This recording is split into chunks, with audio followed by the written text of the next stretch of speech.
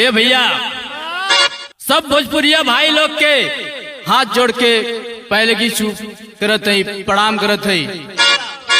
हम आप लोग के बीच में अपना पहला बिरहा भेज रहा हूँ। आप लोग से आशा नहीं, पूरा विश्वास है कि इसको आप लोग प्यार दुलार देंगे। लाइन भूमिका में कहना मास्टर कैसे?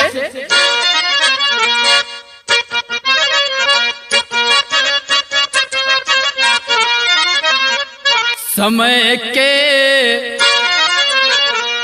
सिकंजे में दुनिया फंसी है, इस कश्ती का कोई किनारा नहीं है। बेगाने हो जाते हैं अपनों से बढ़कर, अपनों का कोई ठिकाना नहीं है। जिसके लिए तुम लुटाओगे खुशियाँ, वही तुमसे मिलता दोबारा नहीं है। जैसा करोगे तुम वैसा भरोगे, उमेश यहाँ कोई तुम्हारा नहीं है।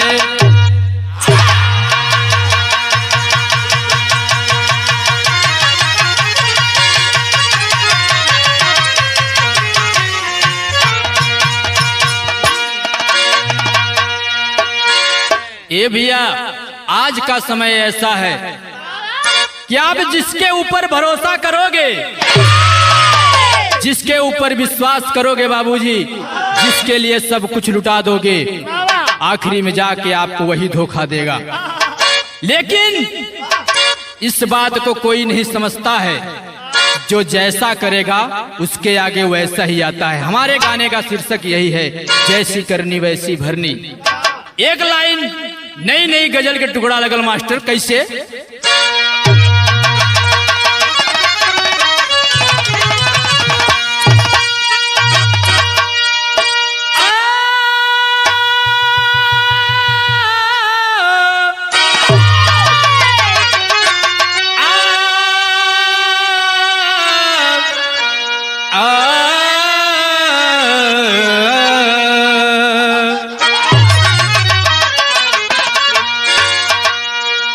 कोनो नमाजी मजार में अल्लाह के दरबार में जाके अल्लाह से कहता है क्या?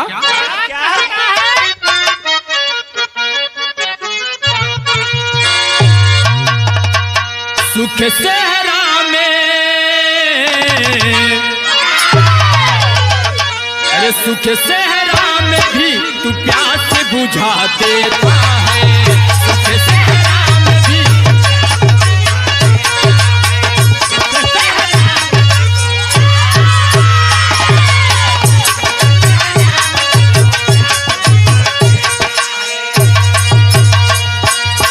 बुझा देता है। सुख सहरा में भी तू प्यास बुझा देता है।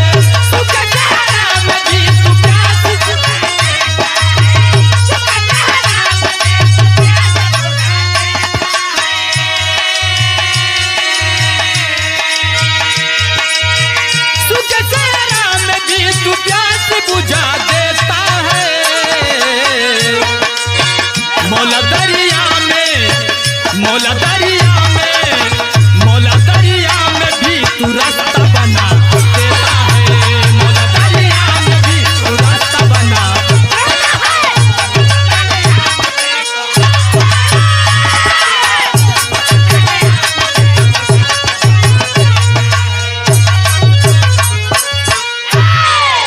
ए बाबूजी, यही भाव में हमारे कवि जी बहुत सुंदर लाइन लिखे हैं क्या? सुख में जो साथ दे, कवि जी हमारा लिखे हैं कि जो सुख में आपका साथ दे, कभी उसको अपना मत समझना। क्या अरे सुख में जो साथ दे कभी न वो तुम्हारा है, सुख में जो साथ दे।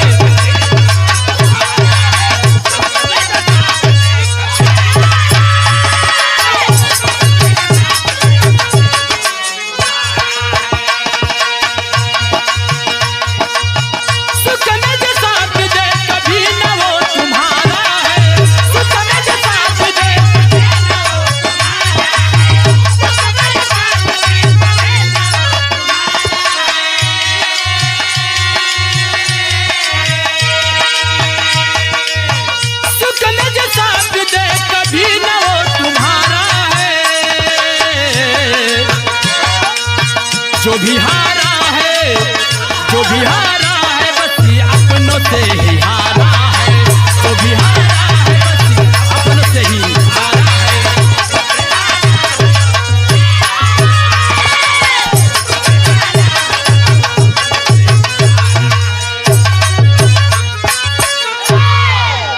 बाबूजी, आज के जमाने में आप जिसको अपना समझोगे वही आपको आखिरी में धोखा देगा, आपको दगा देगा। इस दुनिया में किसी को अपना समझने लायक नहीं बचा है। नजम में कहना मास्टर कैसे?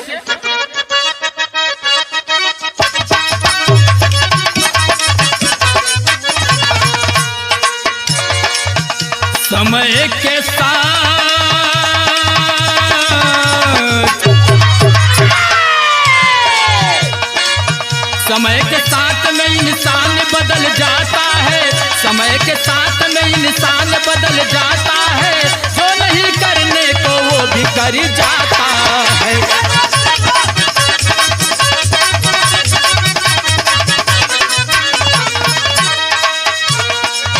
लोग कहते हैं कि डूबते को तिनके का सहारा, लोग कहते हैं कि डूबते को तिनके का सहारा, तेरा दौलत का कहाँ दुनिया में होता गुजारा।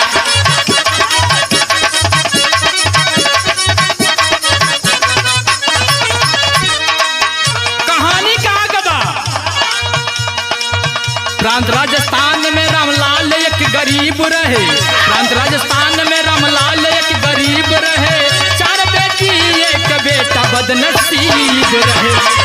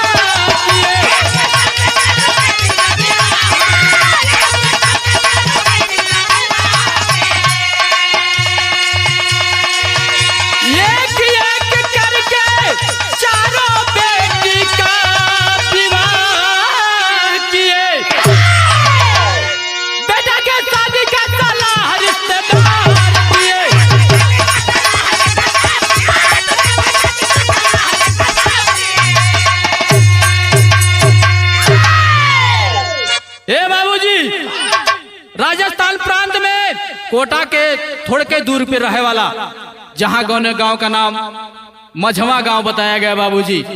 एक रामलाल नाम का गरीब अपने परिवार अपने बीबी बच्चों के साथ रह रहे थे। बीबी का नाम अनारा देवी। अनारा देवी के जरिए उनको 4 बेटी और 1 बेटा। जिस समय बेटे को जन्म देती है अनारा देवी, बाबूजी प्रसव पीड़ा को सह नहीं पाती हैं। जन्म देने के बाद इस दुनिया को छोड़कर चली गई। इस दुनिया को छोड़कर चली गई। जिस समय बाबूजी बीमार थी, 4 थी, उस समय अपने सैया जी के बुला के कहने, सैया जी देखा हमें लगत हो कि अब हम ना बचब। सैया जी हमारा मरना के बाद आप दूसर शादी मत करिया, हमारे 4 बेटी और बेटा के परवरिश करिया ठीक से, नहीं तो दूसर शादी कई बा दूसर मेहरारू आई पता न का करी, दुर्व्यवहार करी कि प्यार करी। ऐसे आपसे हाथ जोड़ के विनती बा के दूसर शादी मत करिया। रामलाल सेम बाबूजी शादी नहीं किए, मेहनत मजदूरी कर करके 4 बेटियों को और बेटे को खिलाने खिलाने लगे। बाबूजी धीरे धीरे बेटियां जवान हो गई। एक एक करके चारों बेटी का विवाह कर दिए। घर में जब तक बेटी थी खाना पीना बनाने का दिक्कत नहीं होता था। जिस समय बेटी विवाह करके चली गई, बाबूजी खाना रोटी पानी की दिक्कत होने लगा। तब सब रिश्तेदारों और गांव वालों ने मिलकर के कहा, अब आपका बेटा भी जवान हो गया है, बेटी की शादी कर दो, आपको रोटी पानी की दिक्कत नहीं होगी।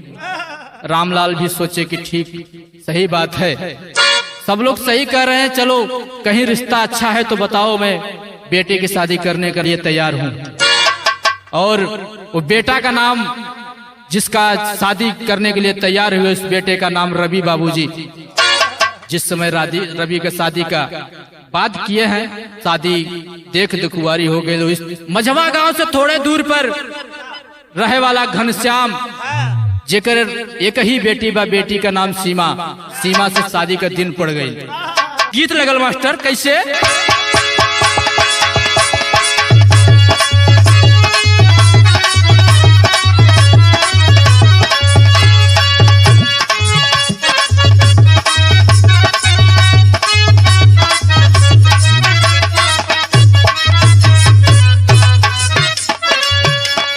हमरे मास्टर साहब गीत बजावत हुए, कौनो दुल्ही का नया नया गौना भइल। दुल्हिया अपने ससुरे आके वापस अपने नैहरे गए तो कुछ सखिया सहेलिन जुट के पूछे लगली कि सखी तोहार सैया जी कैसन बारे, कितना तो से प्यार करल है। दुल्हिया बतावत हो का, ओ कते बिहानवा गईली माजे बरतनवा, हो सजनवा ताके टुकुर टुकुर, ओ कते बिहानवा।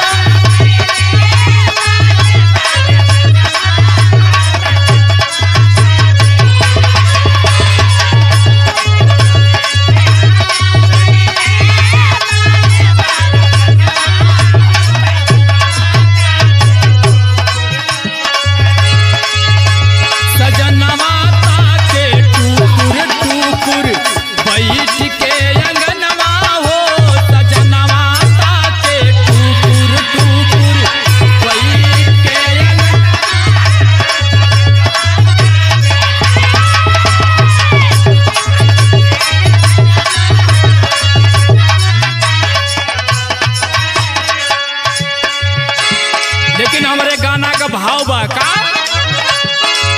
लगन धराई गईली पड़ी गईले दिनवा, हो हरदिया दूनो तरफ लागे।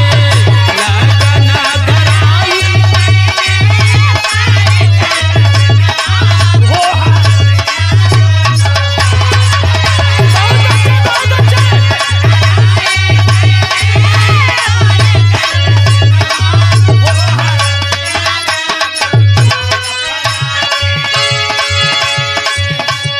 लगन धराई गईली पड़ी गईले दिनवा, हो हरदिया दूनो तरफ लागे। सजिया बिहनवा, हो हरदिया दूनो तरफ लागे।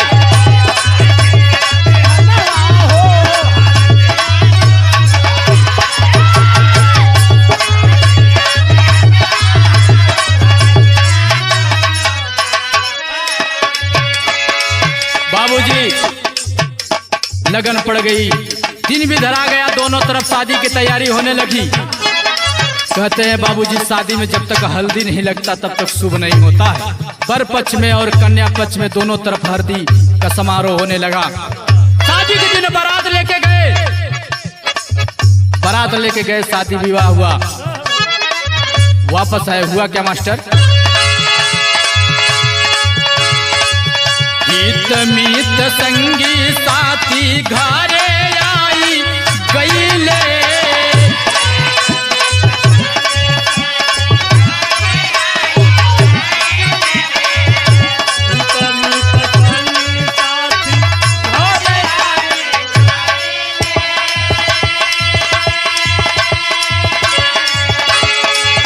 रवि के मातावा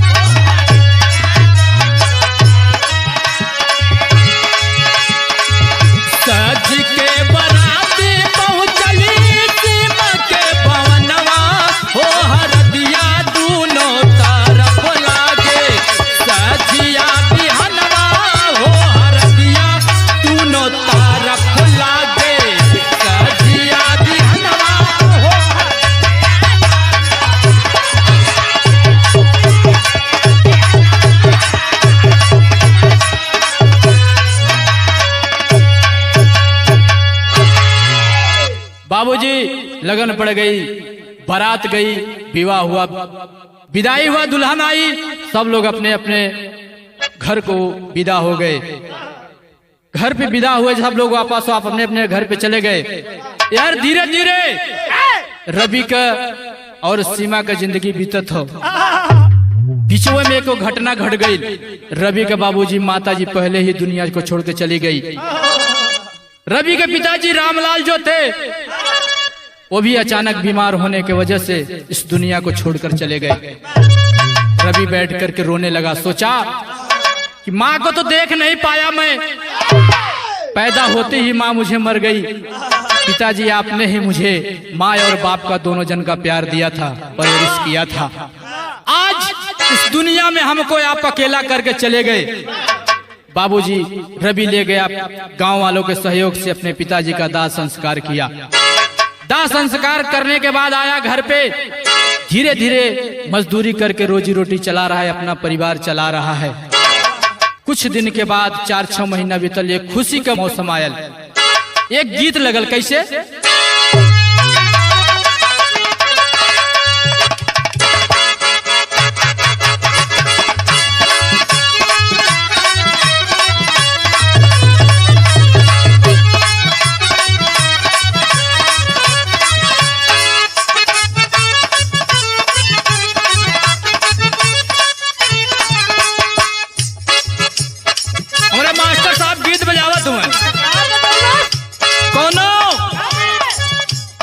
मनसेधु 12 घंटा ड्यूटी करके घर पे आयल तो देखल और कर मेहरारू चदरा ओढ़ के सोई बा। आगे जगा के कहलत, धनिया अरे का भयल हो, काहे आखिर इतना मन मार के सोई हो? अदमिया कहत हो का बैल मार पड़ के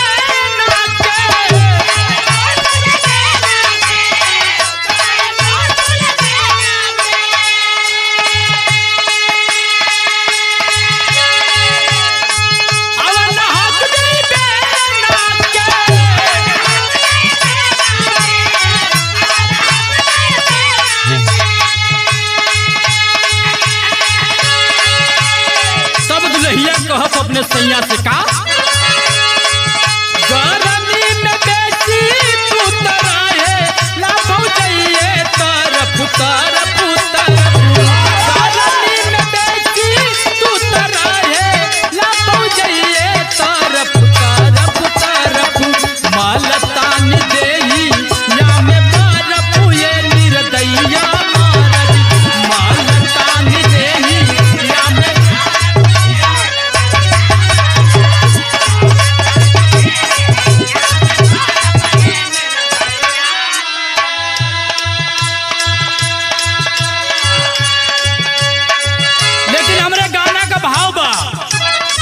का मौसम जिस समय रवि के घर में आया, का खुशी है? मन मोर मांगे हो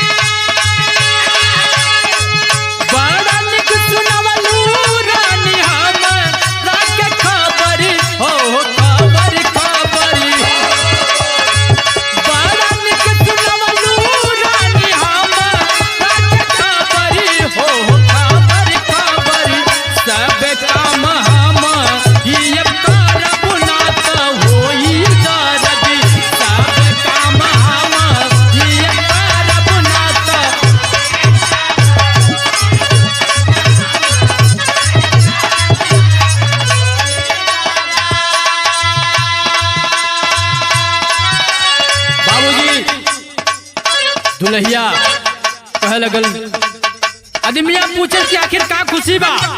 दुल्हिया कहे सैया जो तू ना जानत हुआ, 2 महीना से मैं पेट से हूँ, 2 महीने से पेट से हूँ। इतनी बात को जब रवि सुना है, खुशी के मारे झूम उठा। बाबूजी झूम उठा। तब अपने धनिया से कहता कि आप अब घर का कोई काम नहीं करना, सब काम मैं करूंगा, नहीं तो आपको तकलीफ होगा और होने वाले बच्चे को तकलीफ होगा। आगे कहना हुआ कैसे मास्टर?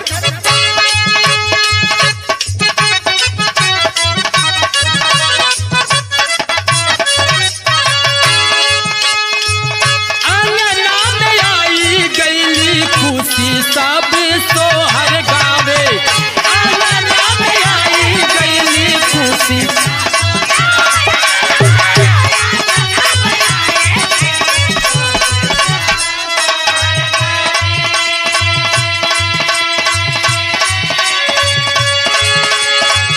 होरी नाथ मौसी और बुआ सबने गे पावे,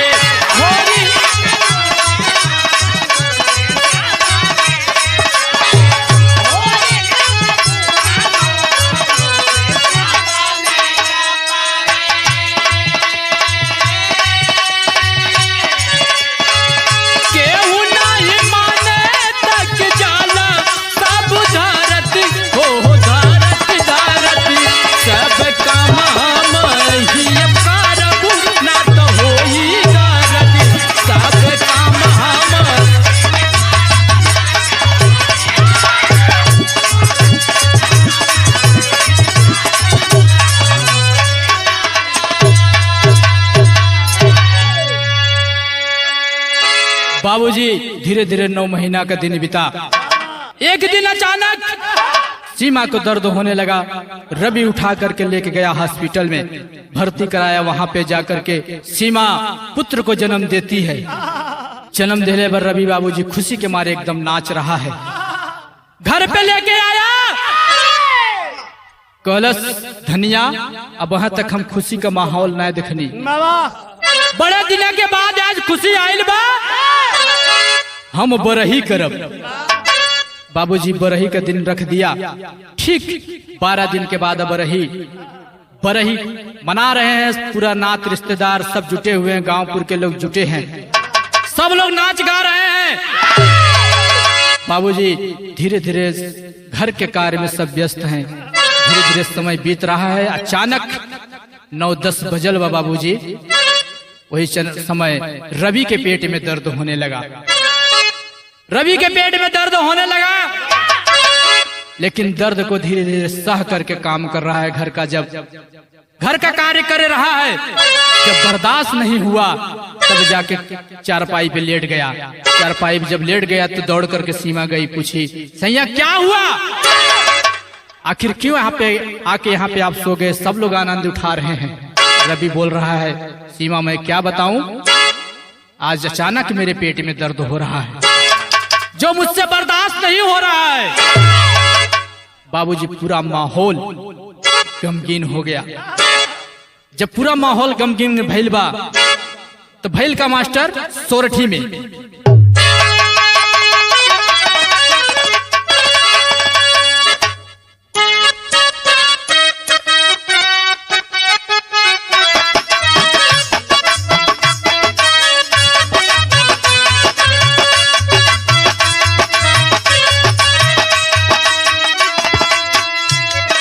एक और कूदी एक बारी गाम के बदारिया हो, गाम के बदारी।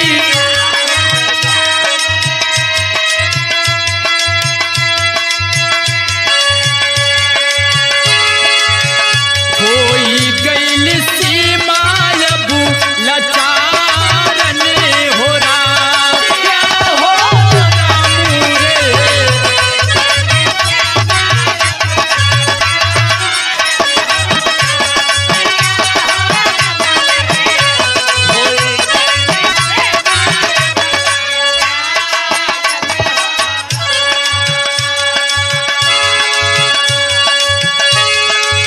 रवि के बेटावा में उठल बादरा दिया हो, उठल बादरा दिया।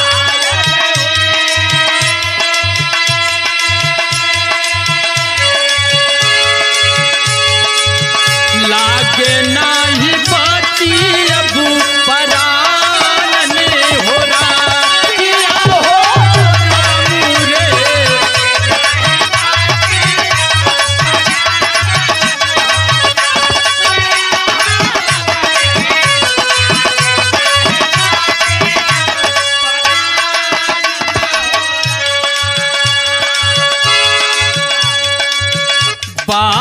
बजरातिया में गईली हॉस्पिटलिया में गईली हॉस्पिटलिया में।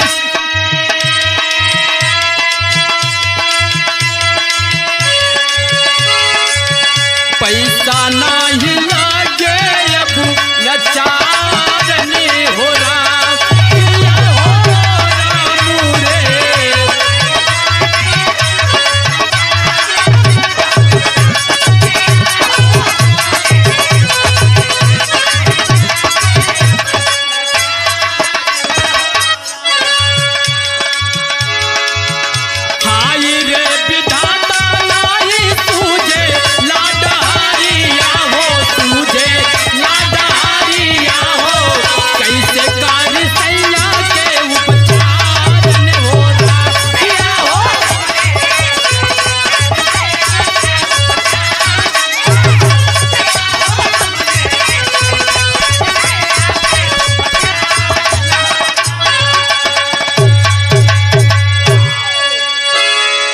बाबूजी, जिस समय रवि के पेट में दर्द हुआ है, सीमा एकदम परेशान हो गई कि अब क्या करूं। दरवाजे में सारे मेहमान आए हुए हैं, सब जगह खुशी का माहौल है, कैसे मैं क्या करूं कुछ समझ में नहीं आ रहा है। जब देखा कि दर्द हद से ज्यादा बढ़ रहा है, तुरंत सब लोग मिल करके उठाते हैं, लेके जाके 12 बजे रात को हॉस्पिटल में भर्ती करते हैं। हॉस्पिटल में भर्ती करने के बाद डॉक्टर कहता है कि जाकर के काउंटर पे पैसा भरो, फिर हम लोग इनका इलाज चालू करेंगे। सीमा बाबूजी इस समय लाचार हो गई। अब जो भी कमा के रखे थे डिलीवरी में और ये बरही के कार्यक्रम में खत्म हो गया। अब मैं कहां से पैसा लाऊं, क्या करूं, कोई रास्ता नहीं सूझ रहा है। बाबूजी इस समय कोनो रास्ता ना सूझे तो भेल का मास्टर विदेशिया में कहा,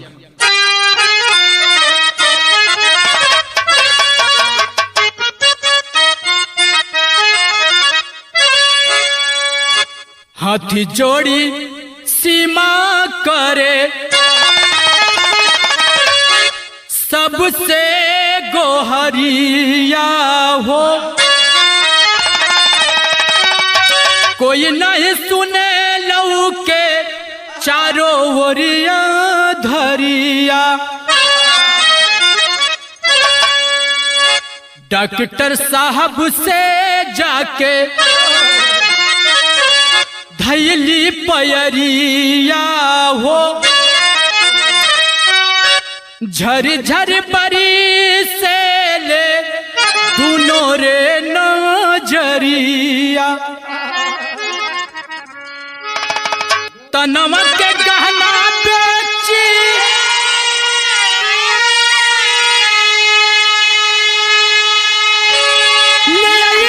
रुपैया हो,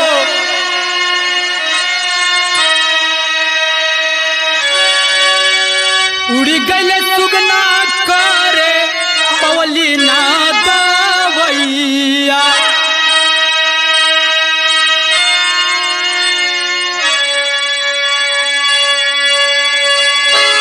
बाबूजी हॉस्पिटल में जिस समय डॉक्टर बोला कि पैसा भरो, इनको आप तत्काल ऑपरेशन करना पड़ेगा, पैसा एक भी नहीं था। सबसे हाथ जोड़ करके सीमा कहने लगी, ये भैया, ये बाबू, ये चचा, कुछ मदद कर दीजिए, नहीं तो हमारे सैया जी का प्राण ना बची। लेकिन उस समय कोई तैयार नहीं हुआ बाबूजी मदद करने के लिए। जब कोई मदद नहीं कर रहा है तो उसके दिमाग में एक बात सोची कि जो मेरे शादी में मेरे सैया जी गहना चढ़ाए थे वो किस दिन मुझे काम आएगा। दौड़ करके घर पे गई, सारा गहना गहना निकाल करके बाबूजी ले जा करके बाजार में बेचती है। बेच करके जैसे ही पैसा लेकर के हॉस्पिटल पहुंचती है, तुरंत डॉक्टर कहता है कि आपने आने में बहुत देर कर दी, आपके सैया इस समय इस दुनिया में नहीं रहे, हम कुछ नहीं कर सकते हैं। बाबूजी जब इतनी बतिया के सुन ले हो, झरझर झरझर अखिया से पानी बरसत हो, लेकिन सीमा उसमें लाचार खड़ी है, क्या करे। टेरी में कहना, मास्टर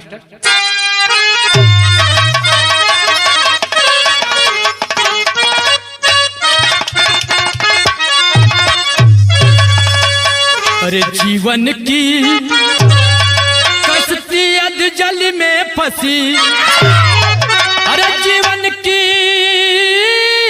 हो जीवन की कश्ती अध जल में फंसी, दौलत महंगी हो गई जिंदगी हुई सस्ती, अरे सस्ती, अरे सस्ती।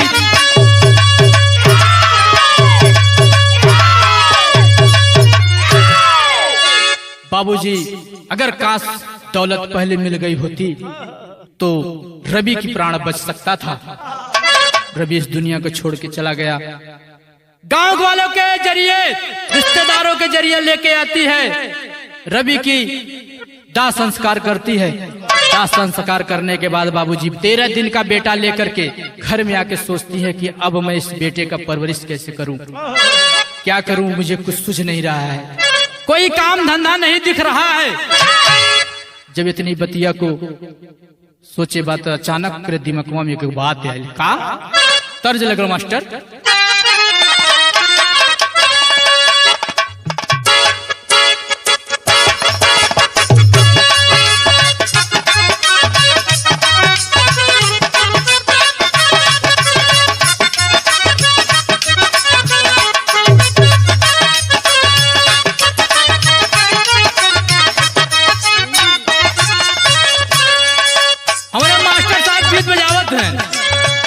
ये भैया ये गीतिया से बढ़िया भाव बा। सीमा कर रही है क्या? के हुए के झाड़ू पोछा माजे पर तनावा हो, के हुए के झाड़ू पोछा के हुए के झाड़ू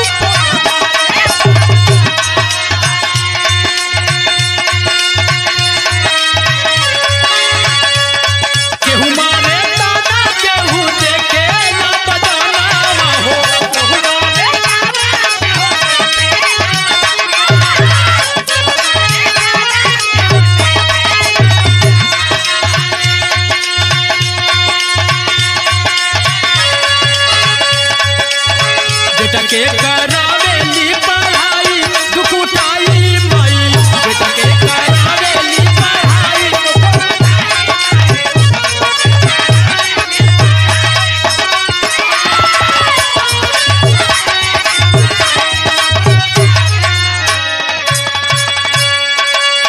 बाबूजी सीमा लोगों का झाड़ू पोछा बर्तन माज माज करके अपने बेटे को पढ़ाने लगी। जिस बेटे का नाम रवि पवन रखे थे, इस बेटे को पढ़ा रही है। कैसे मास्टर?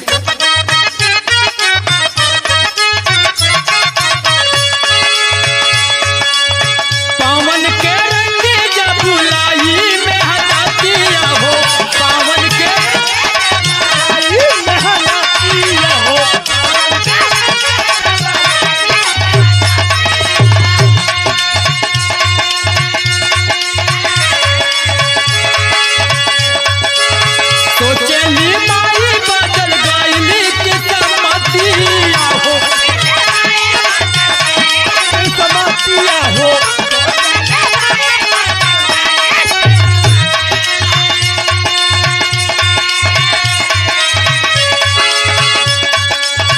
नौकरी के गईले जादू पाई खुश भइली माई, नौकरी के गईले जादू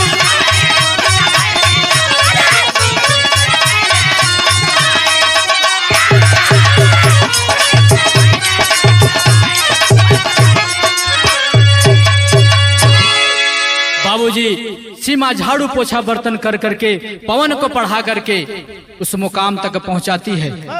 जिस समय पढ़ लिख करके पवन पढ़ लिख कर तैयार हुआ है, तुरंत अप्लाई किया नौकरी के लिए। बाबूजी नौकरी लग गई, नौकरी लग गई। नौकरी को मास्टर पापड़ में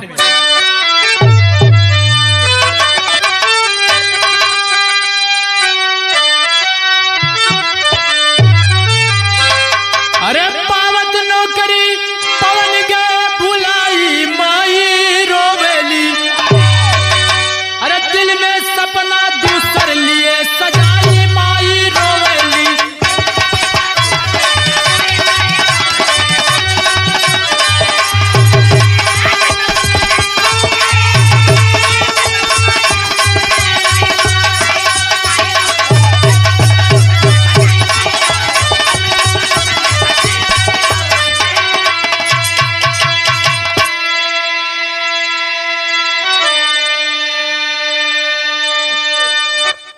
माँ कर को भुला करके लापरवाही करने लगे। तो भैल का मास्टर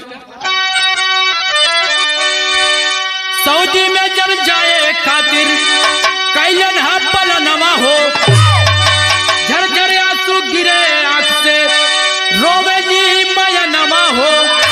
अरे चल गए पवन धीरज धराई माई रोवेली, सऊदी में जाके माँ को गए भुलाई माई रोवेली।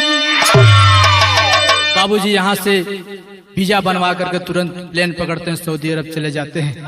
सऊदी अरब जाकर के फोन ऑन करना सब बंद कर दिए, ना कोई हाल चाल ले रहे हैं, ना कोई खबर मिल रही है। माँ यहाँ परेशान है माँ। तो भैल का मास्टर आल्हा में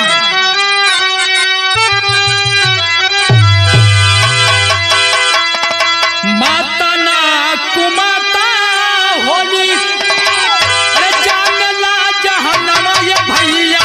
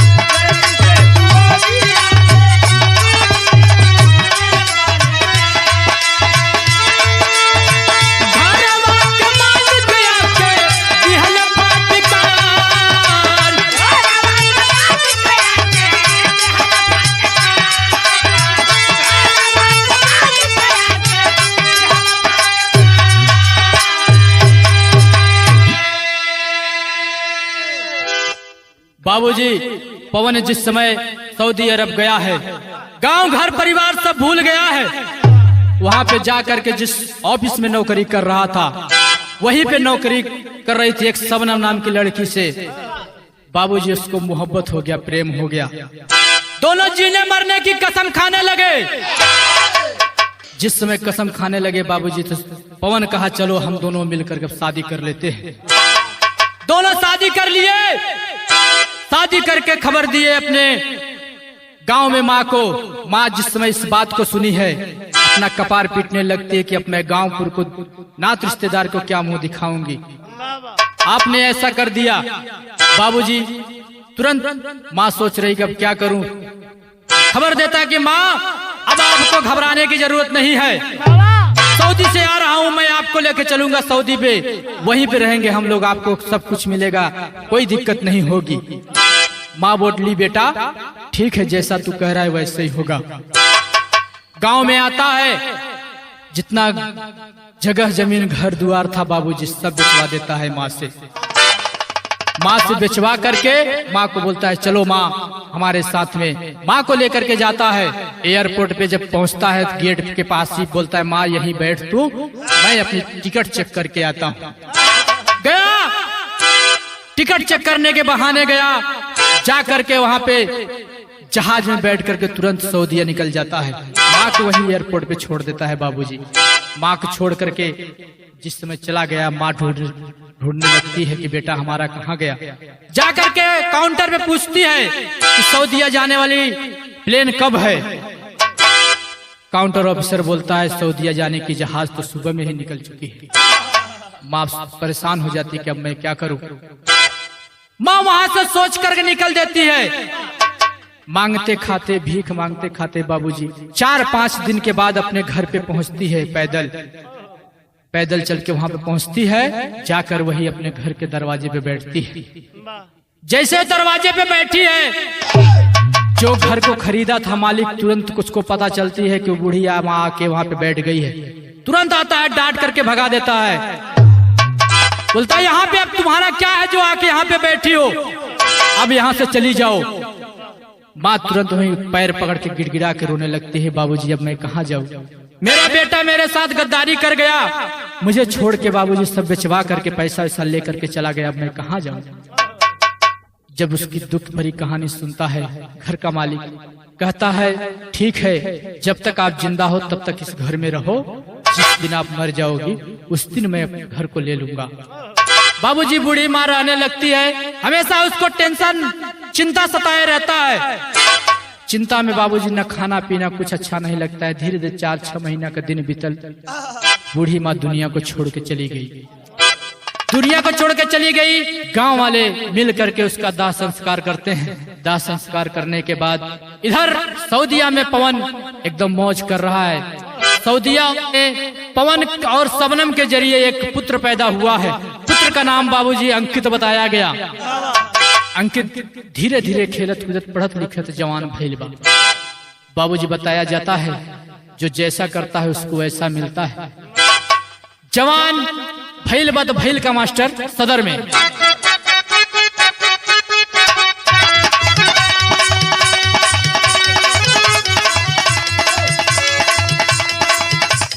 पवन के बेटा हो जवान हो गई ले,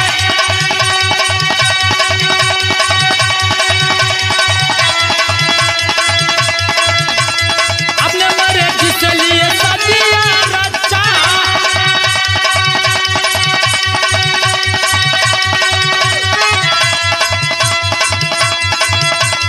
माई बेटा बहु सब एक हो गई ले।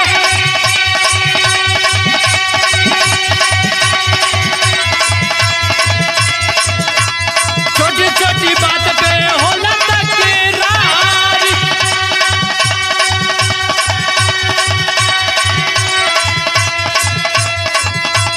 होई के लाचार पवन की जवाब नवाले।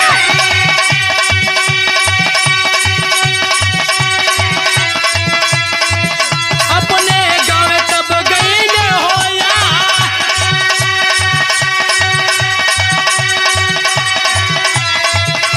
अरे मर गई माई सब सुनवले खबरिया। अरे गौवा के लोग मिल दिए हो भगा,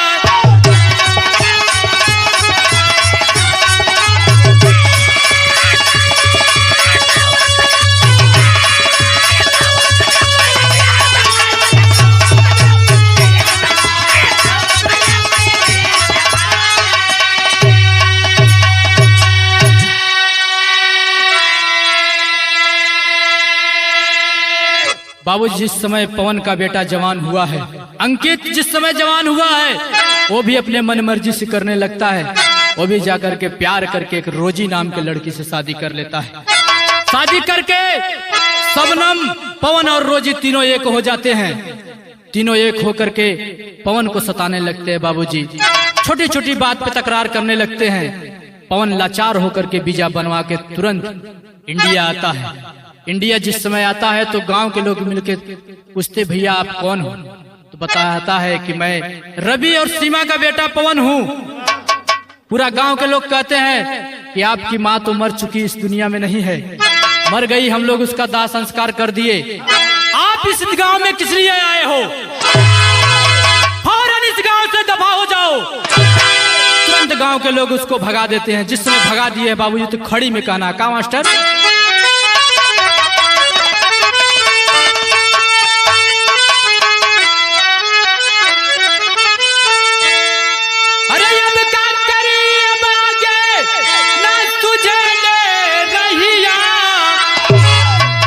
अपमान कैले बाटे गौवा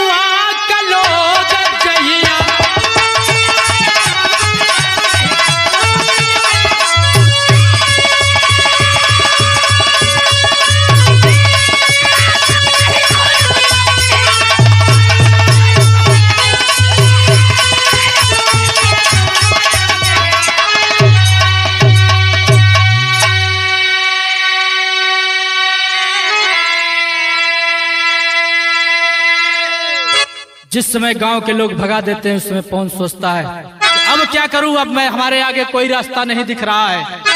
कहता है क्या, अरे पत्नी के प्यार में माई के बिसरवली, खुलल जब आँख तब जिंदा नहीं पावली।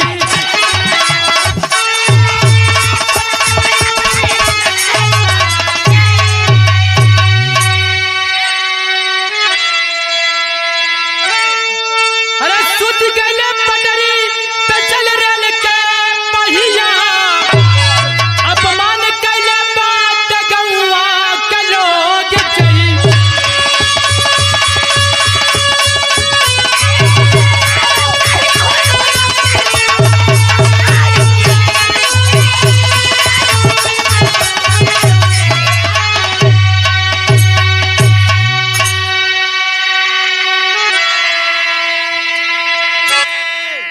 बाबूजी गांव के लोग जिस समय भगा देते हैं उस समय सोचता है कि आखिर आज ऐसी करनी नहीं किया होता तो काहे के लिए हमको इतनी दुख तकलीफ उठानी पड़ती।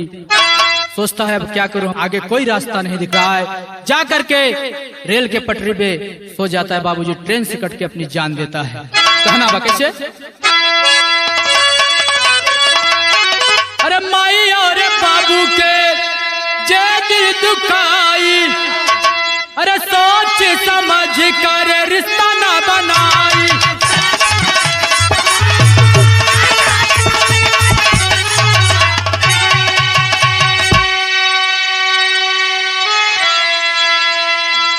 अरे डूबी जल में जिंदगी के नैया, अपमान कैले बात गौआ के लोग जई।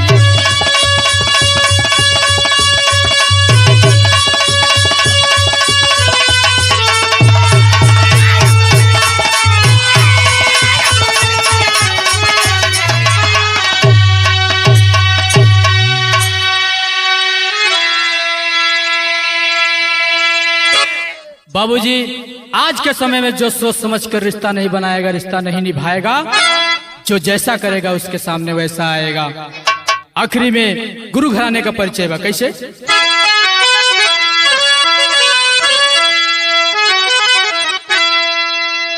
गुरु बिहारी रमन बेचन श्यामा सीतारा,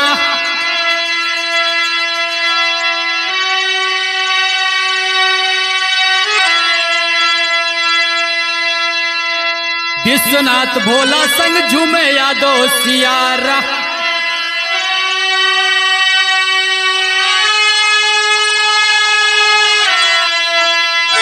अरे जीवन की कश्ती अध जल में फंसी,